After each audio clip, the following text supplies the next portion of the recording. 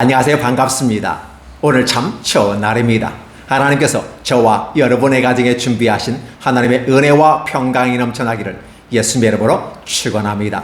열왕기하 23장 10절에서 20절의 말씀을 중심으로 개혁의 확장성을 이루자라는 제목으로 말씀을 나누고자 원합니다.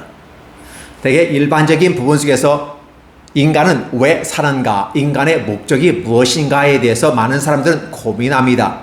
어디서 와서 어디로 가는지는 모르겠는데 과연 인간이 어떠한 목적을 가지고 살아야 될까라고 질문들을 합니다. 답은 이미 나와 있지요. 여러분이 알다시피 성경은 이렇게 말하고 있습니다. 인간은 하나님을 영화롭게 하는데 그 목적이 있다. 창조되어질 때 그 목적이다 라고 말합니다. 그리고 그 하나님을 영화롭게 하면서 그 하나님과 더불어 행복한 삶을 사는 것이다 라고 답을 일러 주었습니다. 그런데 신학에서는 그렇게 얘기하지만 철학에서는 뭐라고 말합니까? 인간의 목적은 행복 추구에 있다라고 말하면서 행복에만 집중을 하고 있습니다. 왜 그럴까요? 철학이라고 하는 건 일반 학문으로서 다가오기 때문에 신학을 이해할 수 없고 하나님의 말씀을 이해할 수 없습니다. 그러다 보니까 결국은 철학은 하나님이 없고 인간의 지식을 이야기하고 사고하는 과정 속에서 인간이 행복했으면 좋겠다라는 것이죠. 그래서 행복을 추구하는데 인간은 모든 것 투자하는 데는 누구도 말리지 않습니다. 그럼 철학이 왜 하나님을 모를까? 세상 학문으로는 하나님을 알 수 없다고 얘기합니다. 그래서 세상의 지혜로운 것, 아니 하나님의 어리석음이 세상의 지혜로운 것보다 더 강하다고 말하면서 하나님은 이 세상의 지혜를 부셔버린다. 이 세상의 지혜를 부끄럽게 한다라는 표현을 쓰고 있습니다. 어떻게 생각하세요? 그래서 세상의 철학자들에게 어떤 문제가 봉착했을 때 묻습니다. 철학자요, 현인이요, 도대체 우리는 어떻게 하면 되겠습니까? 그래서 소크라테스요, 테스 형, 노래도 약간 이렇게 유머스럽게 만들어가면서 인간은 왜 그래? 그래서 아침마다 친형처럼, 그죠? 이웃 형처럼 이렇게 이야기하는 모습을 봅니다. 그러나 그 철인들이, 그 철학자들이 제대로 대답을 해 줄 리가 만무하죠. 단지 철학자 그 자신도 인생은 왜 사는지에 대해서 어디서 와서 어디로 가는지 대답을 못하고 있다는 겁니다. 근데 누구에게 묻습니까? 따라서 성경은 우리에게 말합니다. 너의 하나님을, 너를 창조한 하나님을 기억하라. 그리고 그분을 영화롭게 하라. 그리고 그 하나님과 행복한 삶을 사는 것이 인간의 마땅한 목적이다 라고 말입니다. 그러면 인간이 행복을 추구한다는 것은 신학에서도 뿐만 아니라 철학에서도 다 얘기하는 거기 때문에 또 누구도 부인할 수 없어요. 인간은 이 땅에 던져졌을 때 죄 가운데 던져졌습니다. 이마에 땀을 흘리게 되고 그래서 먹고 살라고 아람에게 얘기했거니와 하와에게는 해산하는 수고를 통해서 아이를 낳는 그 모습 속에서 너의 생명을 유지하라 라고 말하면서 내가 행복하게 살 수 있는 건 뭐다? 이 땅에서 육체 가운데 살아갈 때 가장 필요한 것은 바로 경제적인 문제야. 에덴 동산에 있을 때는 아무 문제 없었어. 왜? 생명 실과를 얼마든지 따먹을 수 있기 때문에 굳이 노동을 하지 않아도 즉 채취하는 것만 하면 돼요. 심고 거둘 일도 없어요. 먹기만 하면 되는 겁니다. 그런데 에덴 동산으로부터 쫓겨난 인간은 이마에 땀이 흘러야 된다는 사실이죠. 그래야 먹고 살 수 있고 인간답게 살 수 있다. 그나마 인간답게 살 수 있다. 육체 가운데 내어 쫓겨나겠지만 결국은 그 육체 가운데 우리가 쫓겨나서 인간다운 삶을 살려면 경제권의 문제가 해결돼야 되는 거야. 그리고 아울러 인간답게 산다고 하는 건 뭐냐? 바로 생명력을 가지고 생산성 있는 거야. 그리고 여성은 아이를 낳음으로써 대를 유지해 나가면서 인간을 존속시켜 나가는. 그래서 인류가 번성해 가는 과정 속에서 과학 문명과 문화가 발전하면서 행복을 이루어가는 겁니다. 그래서 하나님께서 결국은 에덴 동산, 에덴의 동편에 쫓아난 아담과 하와에게 준 것은 바로 행복의 조건이 무엇일까라고 이런 거죠. 행복이라는 건 넌 살아있어라. 언제까지? 메시아가 올 때까지, 하나님의 뜻이 구현될 때까지 너는 살아있는 거다. 그러니까 어떻게 돼요? 열심히 일해서 경제를 확보하고 너의 사랑하는 아내와 사랑하는 아내가 낳은 그 자식들을 함께 부양하면서 더불어 행복하는 삶이 필요하다라고 말하는 것입니다. 그래서 결국은 우리는 어떻게 돼요? 행복하려면 첫째 조건이 경제가 확보돼야 되죠. 그렇죠. 그리고 아울러 배우자가 있고 사랑하는 아들, 딸들이 있어야 행복하지 않을까요? 비로소 행복을 찾을 수 있다. 그래서 행복이라는 개념은 바로 이 가정에서부터 이루어진다라고 말하는 것이죠. 근데 항상 기억할 것은 내가 에덴의 동쪽으로 쫓겨나면서 하나님이 이 주신 육체를 가진 인간, 육체만을 가지고 인간, 하나님과 단절돼 버려 있지만 그럼에도 불구하고 살아있다고 하는 것 대단히 중요하다. 그래서 행복이라는 개념은 되게 살아있는 사람이 행복하다라고 말할 수가 있는 것입니다. 어떤 사람은 죽으면 행복하다고 말하지만 죽으면 행복하지 않습니다. 왜냐하면 여러분이 예수님을 믿지 않고 죽으면 지옥에 가기 때문에 이건 자명한 사실입니다. 사람은 한번 살다가 죽으면 반드시 심판이 있다는 개념이에요.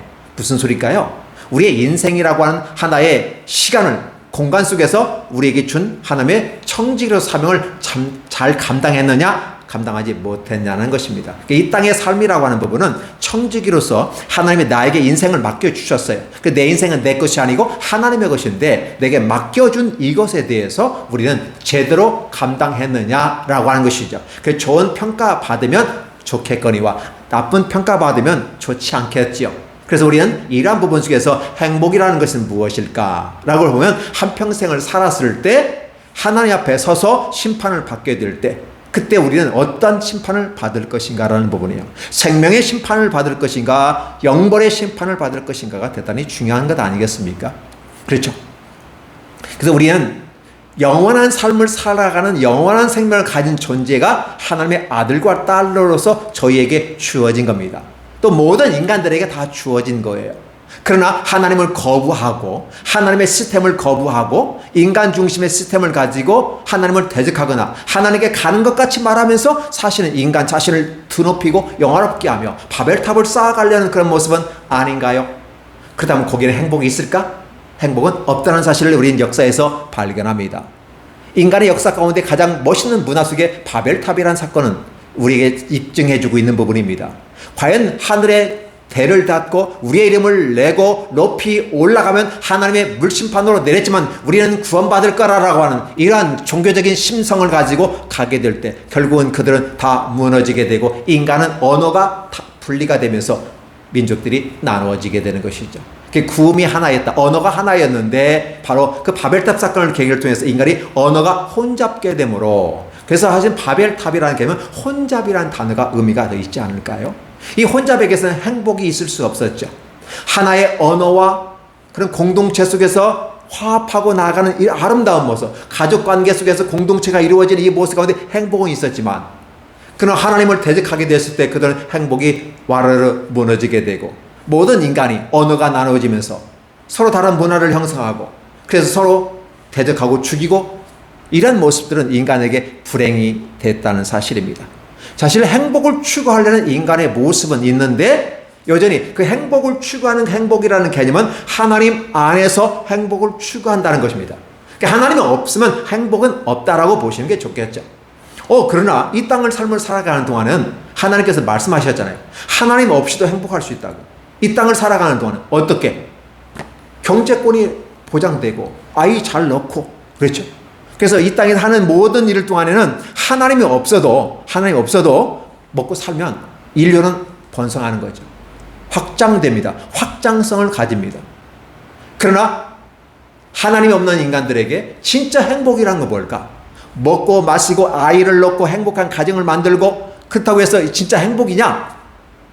궁극적인 부분은 메시아가 와서 에덴 동산으로 쫓겨났던 그 죄악의 문제를 해결하고 다시 원상 회복시켜서 에덴 동산으로 다시 회복해가는 그래서 실낙원, 잃어버린 낙원에서 복낙원, 다시 회복하는 복낙원으로 가는 상태가 행복한 상태라고 말할 수가 있다는 것이죠.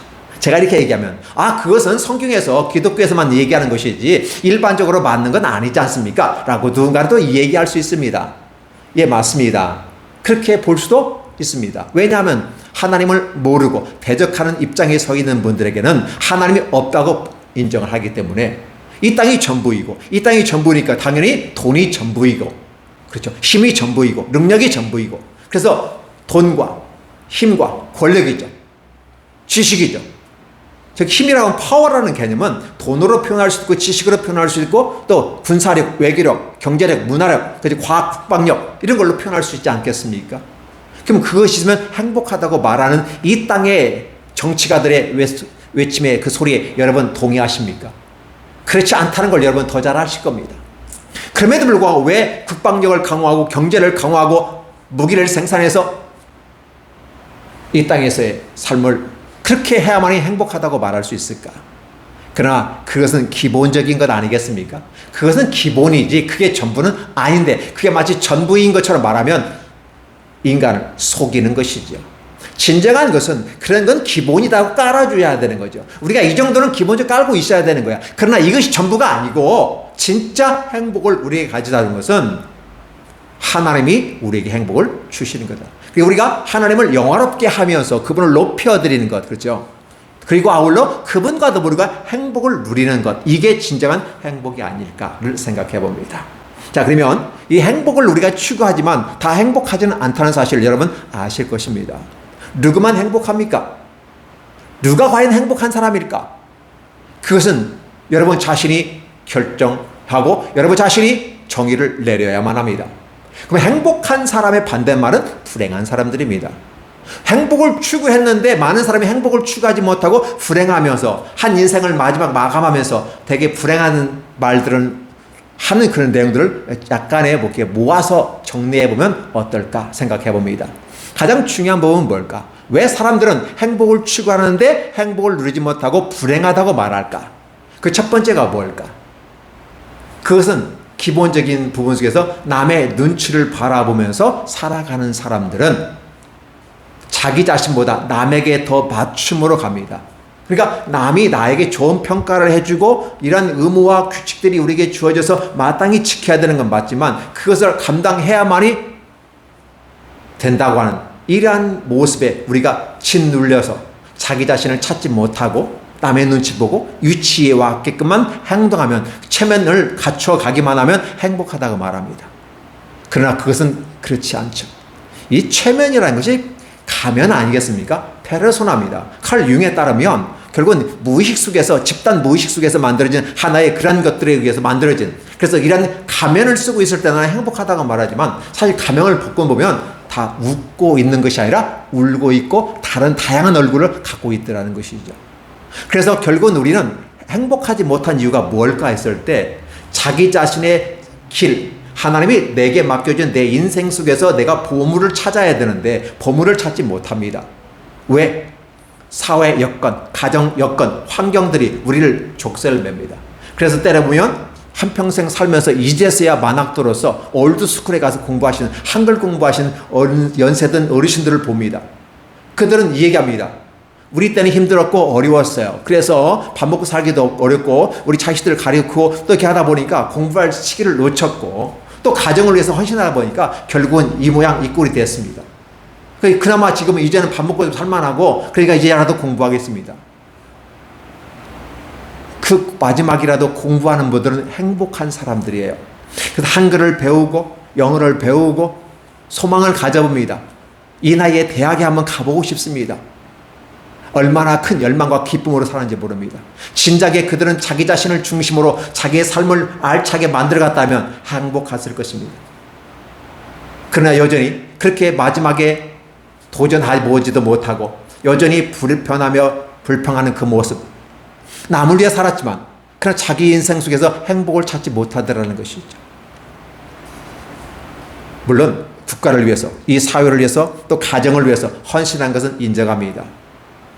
우리가 정전 70주년을 맞이해서 외국인의 6.25 전쟁에 참석한 분들을 모셔들고 그들에게 감사의 표하고 연합국에 대한 예의를 하고 이런 건 대단히 감사한 일 아닙니까?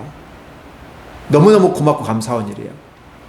그래서 이런 우리를 기억하는 것은 멋있다라는 생각을 해봅니다. 그래서 저와 여러분들이 가장 중요한 불행한 삶을 살아가지 않기 위해서는 결국은 어떻게 돼? 나의 삶이 우선해야 된다는 사실이죠. 그러니까 나의 가족과 이 사회와 어떤 국가의 어떤 그런 것보다도 더 중요한 것은 나의 삶, 어떠한 삶이에요? 하나님과 그 앞에서의 나의 삶이 아름답게 만들어져야 되는 것이죠. 그게 남자든 여자든 상관이 없습니다. 예전에는 남성 중심의 사회였기 때문에 여성들은 다 아웃사이드지만 남성이 인사이드였잖아요. 그러나 이제 남녀 구분이 없는 시대가 되어졌고 누가 과연 인사인가? 누가 인사이드에 있는가라고 생각할 때 남자가 될 수도 있고 여자가 될 수 있지만 중요한 것은 자기 자신을 찾고자 원하고 행복을 하나님 앞에 찾고자 원하는 자에게 행복이 주어진다는 것이죠.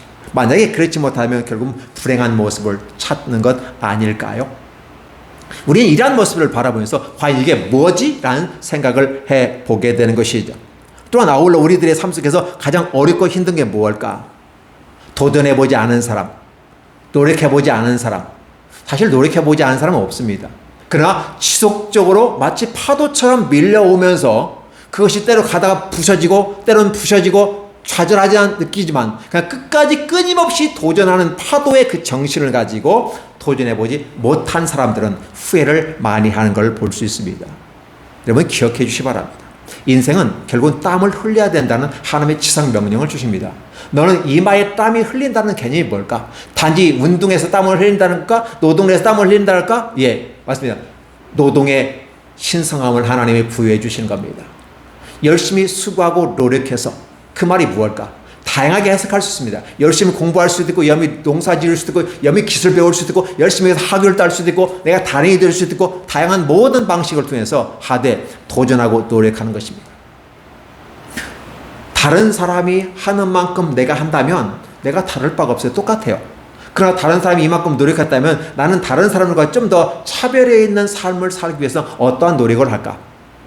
어떤 도전을 할까?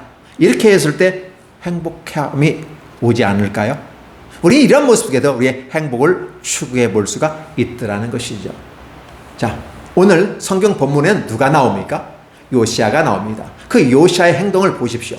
지금 앞부분과 그 앞부분에 이어져서 우리가 단락단락 이어져서 설교를 하지만 이게 한 시리즈로 한 사건으로 연결되어 있습니다. 그러나 지금 저는 단락으로 나누어서 설명하다 보니까 지금 마지막 부분이라고 볼 수 있죠. 이 부분에 뭐가 될까요? 요시아가 드디어 개혁을 준행하더라. 그러니까 생각은 하고 있는데 도전하고 노력하지 않으면 남의 눈치만 바라보고 있으면 아무것도 되지 않는다는 것이죠. 아버지가 그랬고 할아버지가 그랬어. 50여 년이 넘게 쌓아온 그 전통과 즉 종교적인 전통이 있는데 이 종교적 전통이 비록 하나님 앞에서 징벌을 받고 재앙을 내리는 것이라 할지라도 무섭다는 거죠. 바꿀 수 없는 도전하지 않는 이런 것은 불행의 시작이라는 것이죠. 오늘 요시아는 바로 그것을 만들어 가고 있다는 것이죠.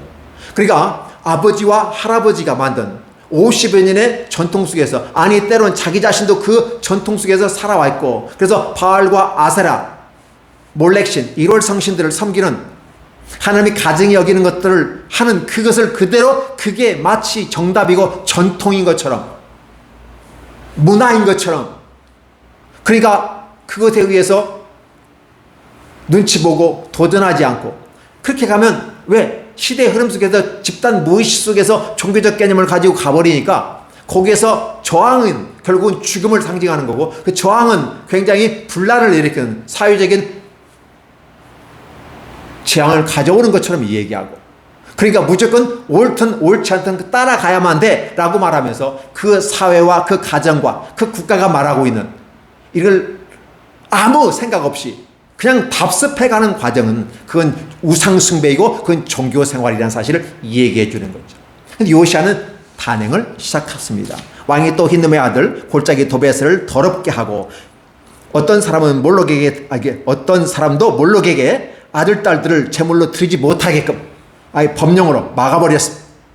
그리고 유다 여러 왕들이 만들었던 1월 성신 태양을 위하고 드린 말들을 제해버리고 그 말들을 여호와의 성전에서 들어가서 근처에 가서 다 부셔버려서 불사르고 재로 만들고 던져버리고 이런 모습들 그러니까 아하스가 만든 그 제단들을 헐어버리고 므낫세가 만든 그런 것들을 다 부셔버리고 힘들죠.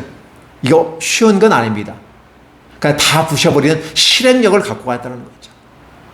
그러면 요시아의 입장에서 보면 아버지와 할아버지에 대한 굉장히 배반적이고 불효자식 같은 느낌을 가집니다. 누가 불효자식인가? 불효라는 개념이 효라는 개념이 무엇일까? 효라는 개념은 아버지를 인정하는 겁니다. 근데 진정한 아버지가 누굴까? 가짜 아버지 말고 남의 아버지 말고 내 아버지, 하나님 아버지 그 앞에 서는 게 효도 아닐까요? 그럼 요시아가 지금 아버지와 할아버지가 한 행동을 지금 부셔버리고 그렇게 만들었던 모든 것들, 돈을 투자하고 각종 모든 것 만들어서 종교생활로 이스라엘 행복을 가지는 거짓 복음을 전하였던 그 아버지와 할아버지의 사건들을 지금 다 부셔버리는 그 개혁해가는 과정설, 쉬운 건 아니지 않습니까? 이러한 과정을 직접 하는 거죠. 그러니까 남의 눈치 보지 아니하고 소신껏 해가는 아름다운 모습은 하나님이 요시아를 더 복되게 만들고 있다라는 사실입니다. 근데 불행한 사람들은 무엇일까? 그래서 므낫세와 아몬은 사실은 불행한 사람이에요. 왜? 눈치 보고 그걸 거슬러 올라간, 세상을 새파를 거슬러 올라가는 그런 모습. 때로는 파도가 가다가 부서지만 끊임없이 도전해 볼 때 해안이 침식이 되고 바위가 침식하고, 그래서 이런 모습 가운데 결국은 하나의 아름다운 해변가를 만들고 멋있는 지형을 만드는 것 아니겠습니까?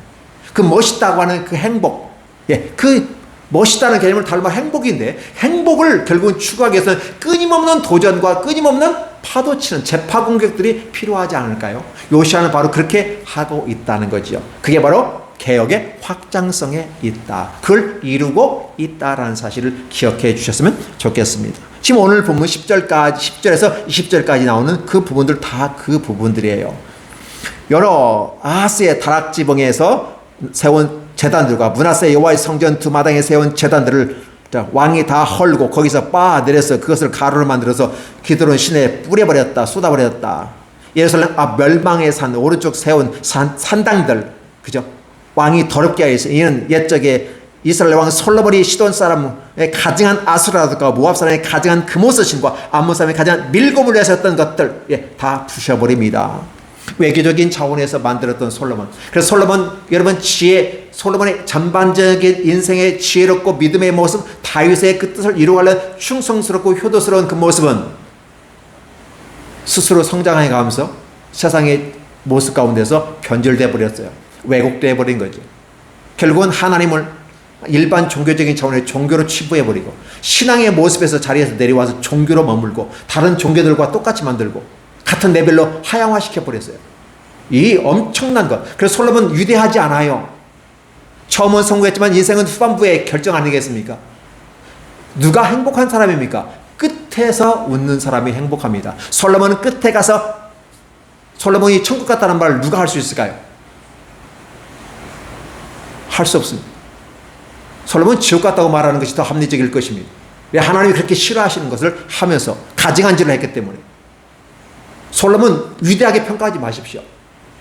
솔로몬의 전반적인 멋이지만 후반적인 거의 실패작들이에요. 그래서 성경에서 보면 전반부는 다 잘했지만 후반부에 가서 실패한 사람들, 그들도 이제 실패한 사람이고 인생의 말년에 가서 후회하는 인생들이 됩니다. 결론 말하면 행복하지 못했다라고 말하는 것입니다. 솔로몬은 세상의 지혜를 가졌습니다. 세상의 모든 지혜보다 탁월한 지혜. 솔로몬은 남이 가져보지 못한 수많은 1000명이나 넘는 아내들을 두었습니다. 세상의 쾌락을 추구해 본 사람입니다. 각종 명예와 모든 것들 다 소유한 사람입니다. 근데 그가 행복했습니까?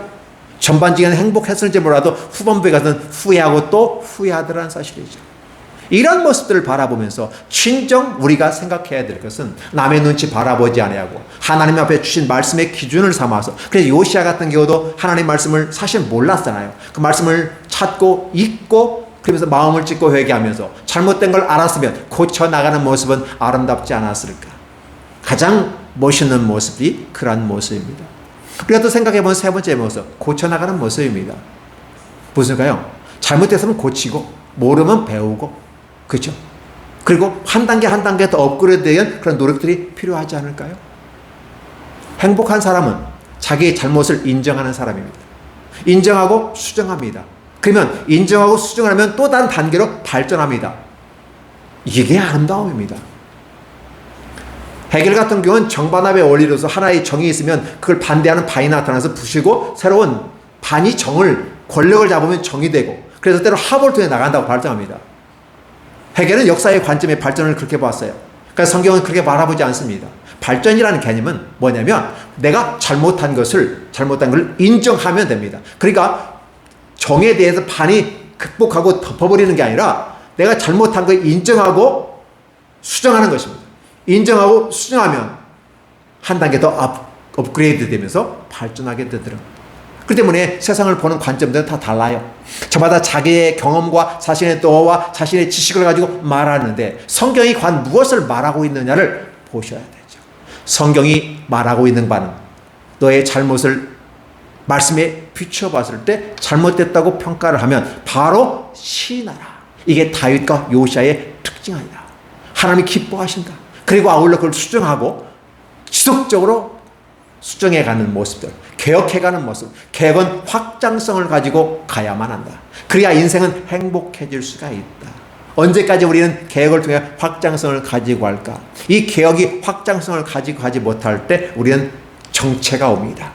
한국 교회가 로마 캐톨릭 구교로부터 벗어나와서 로마 캐톨릭이 가진 전통을 부셔버리고 고전 기독교, 고대 기독교가 말씀 중심의 그 기독교의 중심으로 다시 와서 새로운 전통을 가지고 가는데 여전히 로마 캐톨릭이 잘못된 것을 부수고 나왔는데 여전히 개신교가 그 전통을 답습하고 있는 모습.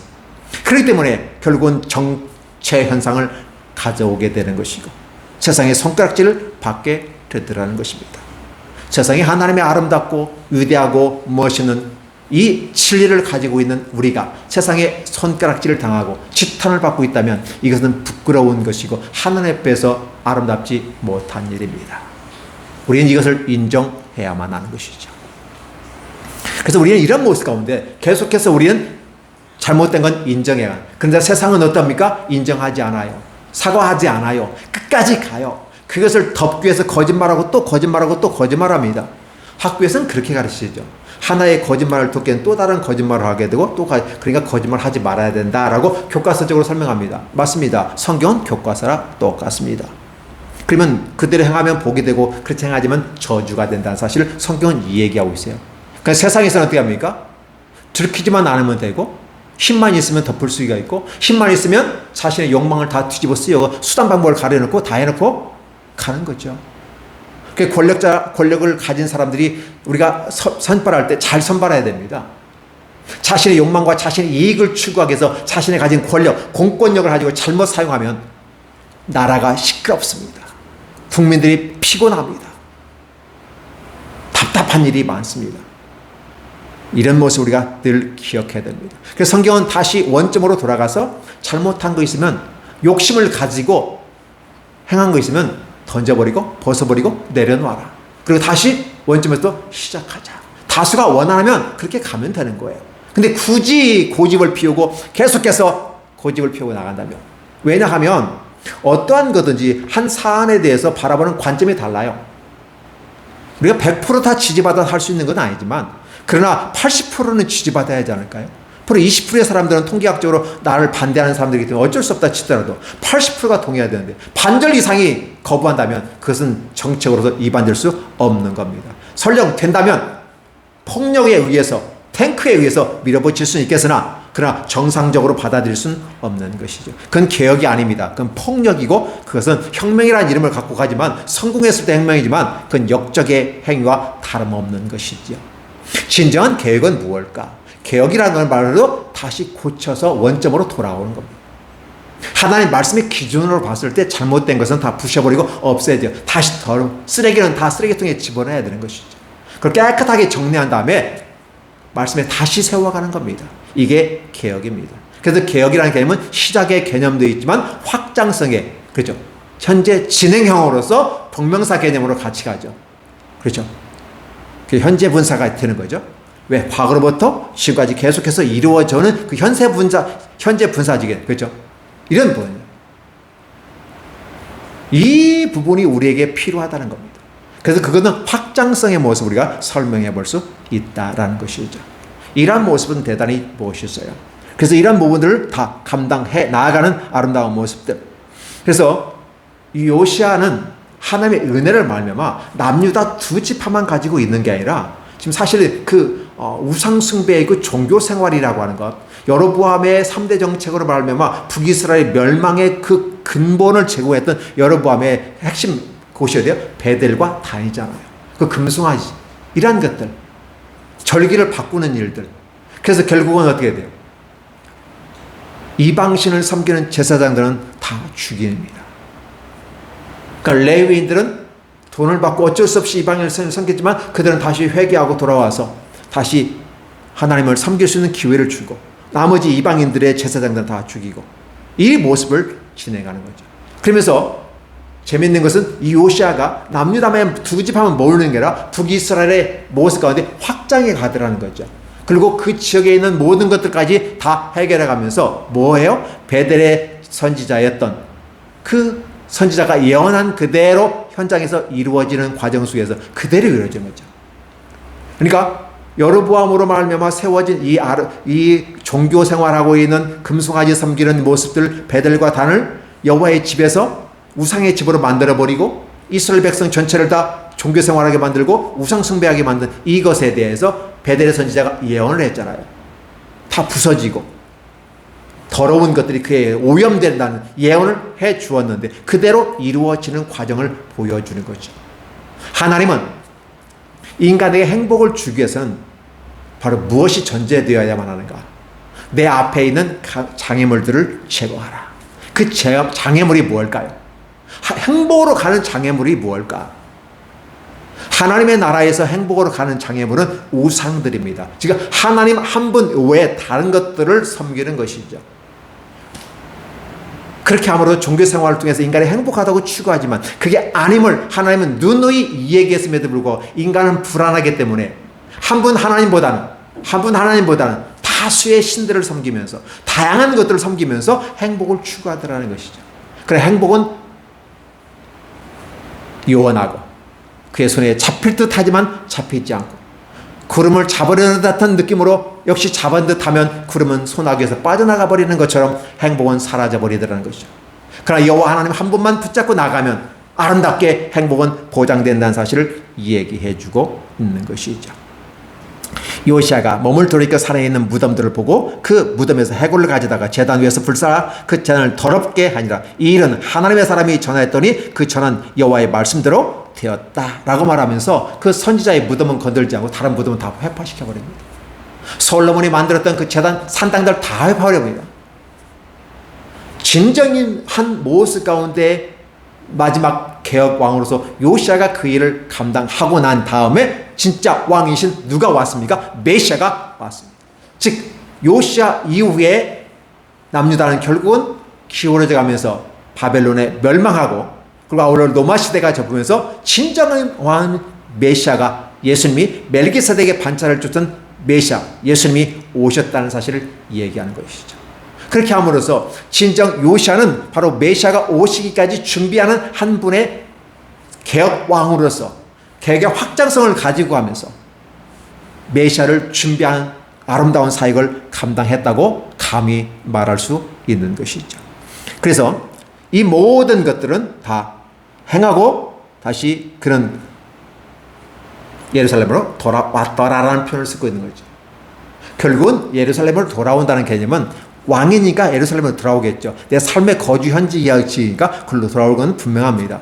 모든 사역들을 마무리하고 왔다는 사실이죠.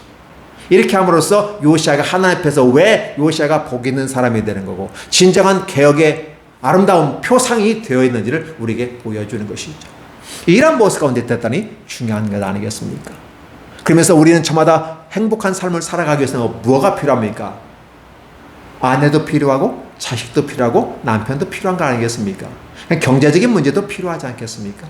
더 중요한 것은 또 뭘까요?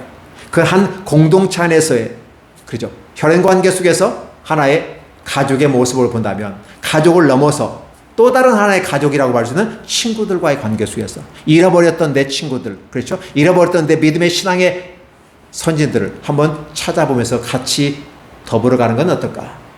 그래서 우리는 믿음의 선진들을 어디에서 만납니까? 성경에서 만납니다. 세상은 잃어버렸던 친구가 많아요. 초등학교, 중학교, 고등학교, 대학교 한때 막 열심히 사귀었는데 거의 모든 친구들은 3년 주기로 다 바뀌게 교체가 된다고 합니다. 끝까지 가는 친구가 많지 않아요. 친구를 다 잃어버렸습니다. 그래서 10년, 20년, 30년 되면서 벌써 30년이 지났어 하고 지나간 세월을 돌이켜보면서 30년 전에 20년 전에 만났던 그 친구를 도대체 뭐하고 있을까 생각해 보는 거죠. 보시지 않을까요? 그러면 그런 친구를 만나는 것은 행복일 겁니다. 마찬가지로 우리의 믿음의 선진들은 어떠한 삶을 살았는지 여러분 성경을 읽으시고 성경을 낭송하십시오. 소리내서 읽으십시오. 맷독이 중요한 것이 아닙니다. 한 독을 하더라도 정독을 하면 됩니다. 소리내서 읽어보십시오. 그냥 읽는 거 또 다른 차원에서 의미가 달라지게 여러분에게 다가옵니다. 그래서 여러분의 행복은 결국은 믿음의 선지들과 함께 만나는 시간 아름답지 않습니까? 오늘은 이 성경을 읽고 우리는 요시아를 만나서 믿음의 선지들과 함께 만난 믿음의 친구입니다. 시대는 벌써 우리의 선배지만 그렇죠? 그러나 이 지구라고 하는 이 부분 속에서 함께 우리의 친구 아니겠습니까? 하나님의 나라가 하면 여전히 동등한 위치에서 하나님 앞에서 서게 될 것입니다. 이런 부분을 바라볼 때 우리는 행복한 사람이 될 수 있습니다. 정리해 보겠습니다. 행복한 사람은 후회하지 않는 사람입니다. 후회하지 않는 사람들의 목록을 보면 대개 보면 자기를 사랑하고 자기 중심적인 모습에서 자기를 개발하며 나가는 이런 모습 가운데 포기하고 가는 사람들, 눈치 보며 도전하지 않는 사람들, 노력하지 않는 사람들, 그렇죠. 그리고 자기를 개혁하고 바꾸어 보려고 시도도 하지 않는 사람들, 그리고 어떤 모험이나 새로운 세계에 대한 도전을 포기하고 현실에 머물러 있는 사람들 다 후회합니다. 그래서 이제는 남의 눈치 보지 아니하고 성경에서 주는 말씀대로 소신껏 하나님의 말씀을 따라 개혁해 나가고 자기 인생을 하나님 확장해 나가는 모습들, 자기를 개발하고 도전하며 미래를 향해서 나아가는 것. 이마에 땀을 흘리라는 개념은 단지 노동만을 얘기하는 거예요. 그 노동에 포함된 전반적인 모든 도전하고 모험하고 보다 더 향상된 삶을 위해서 앞서 전진하는 상승하는 이러한 모습이 우리의 모습이 행복으로 가져올 것입니다. 그리고 진정한 친구는 누굴까? 우리 믿음의 선지들을 만나는 것이고 그리고 그 믿음의 선지들 중에서 가장 좋은 친구가 있다면 누구일까? 바로 메시아 예수 그리스도이십니다. 그 메시아 예수 그리스도를 여러분이 진정 친구로 사주신다면 행복이 있을 것입니다. 그 메시아를 또 여러분의 신랑으로 성경은 표현하기도 합니다. 우리가 이해를 못하니까 이해를 하게 하기 위해서 바로 어느 정도의 아름다움이냐라고 말하면서 예수님은 첫 열매가 되고 우리는 나중 열매라고 표현하게 되지만 그러나 첫 열매와 나중 열매는 결국은 같은 종류라는 사실을 얘기하고 하나님의 친자식과 양자식을 얘기도 합니다. 그러나 또 다른 차원에서는 어떻게 돼요? 남편과 아내로서 두 사람이 한 몸이 되는 것처럼 결국은 우리는 메시아와 한 몸이 이루어져요. 연합의 축복 가운데 들어가는 것 아니겠습니까? 행복이 무엇입니까? 단지 잘 먹고 잘 입고 좋은 집에 사고 좋은 차 타는 것이 행복입니까? 그것도 행복의 요소가 될 수는 있겠지만 그건 밑바탕의 근간을 이루는 것이고 진정한 우리의 핵심적인 행복은 바로 우리 하나님을 기억하고 그분을 영화롭게 하는 것이며 그분이 영화롭게 한다는 개념은 그분이 말씀하신 걸 내가 준행하면서 그 안에서 행복하게 하는 거기 때문에 여호와의 말씀을 따라 잘못된 건 고쳐가고 바르게 살면서 얼마든지 도전하고 노력하며 모험하는 삶 속에서 하나님께 더 가까이 가는 아름다운 모습들, 친구들을 사귀고 그를 잃어버렸던 친구를 다시 회복하고 그 친구들과 다시 교류하며 믿음의 선배들인 우리 성경에서 말하는 믿음의 선배들을 함께 빛을 따라간 사람들을 따라 함께 더불어 간다면 행복하지 않을까요? 그 중에서 제일 멋있는 예수 그리스도를 따라가는 건 더 멋지지 않을까요? 이런 사람은 행복을 찾는 사람들이고 행복한 사람들입니다. 이걸 추구하거나 이걸 추구하지 않거나 여러분의 선택입니다. 그러나 여러분들이 선택하고 나아가게 되면 후회하지 않는 삶이 될 것이고 인생 말년에 결국은 한번 죽는 건 정한 거고 심판을 받는 그 시점에 여러분들은 과연 땅을 치고 후회할 것인지 아니면 박수치면서 아싸! 좋았어! 이런 표현을 쓸 것인지는 여러분의 선택에 달려 있습니다. 따라서 여러분들은 하나님께서 핑계하지 못할지니 핑계할 수가 없습니다. 우리의 모든 것이 다 하나님의 생명책에다 기록되기 때문에 그렇습니다. 생명책에 기록된 자는 영원한 천국으로 가거니와 그러나 영벌책에 기록된 자에게는 어떻게 됩니까? 심판을 통해서 영원한 지옥으로 가는 불행한 사건이 발생합니다. 이 땅에서도 불행한 삶을 후회하면서 죽는다면 저 영원한 세계에서는 영원한 후회가 이어진다는 사실은 더욱더 끔찍한 일입니다. 그러나 여러분들이 이 땅에서도 힘들고 어렵지만 끝까지 견디고 참고 이겨내서 여러분의 삶을 더 발전시키고 개혁하고 진보적인 차원에서 점진적인 모습 가운데 여러분 확장해 나가십시오. 행복은 그 안에 있습니다. 예수님 안에, 하나님 안에 있습니다. 그분과 더불어 행복한 것입니다. 사랑하는 사람과 있을 때 그보다 더 행복할 수 없습니다. 신혼 초기에는 다른 거 필요 없죠. 사랑하는 사람과 함께 손만 잡고 있어도 행복한 겁니다. 그렇죠? 그 행복이 저와 여러분에게 항상 있기를 예수님의 이름으로 축원합니다. 기도하겠습니다. 하나님 감사합니다. 참으로 귀한 은혜와 능력으로 우리와 함께 하시는 아버지 하나님께서 영광과 찬양을 홀로 받아주시고 풍성한 은혜로 우리에게 축복해 주옵소서. 행복을 추구하지만 행복을 얻지 못하는 많은 사람들이 있는데 바로 그 원인이 무엇인가를 살펴보면서 나아갑니다. 하나님, 주님의 말씀대로 살아가는 아름다운 사람들이 되게 하시고 또 자신의 노력과 수고와 도전하며 힘차게 나가는 멋있는 모습이 되게 도와주옵소서. 친구들과 함께 행복한 삶을 살게 하옵소서. 육신의 친구들이지만 믿음의 친구들과 함께 행복한 삶을 살게 하시고 진정한 친구이신 예수 그리스도와 함께 연합하는 아름다운 모습들이 우리에게 또한 있게 하여 주시옵소서. 감사합니다.